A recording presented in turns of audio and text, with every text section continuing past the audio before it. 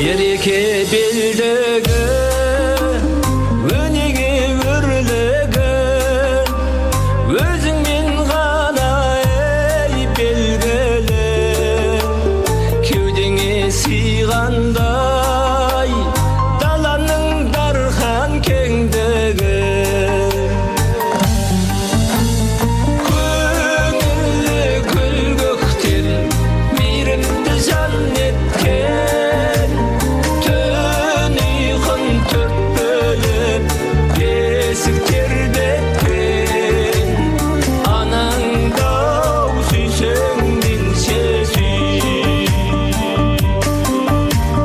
бабамның антында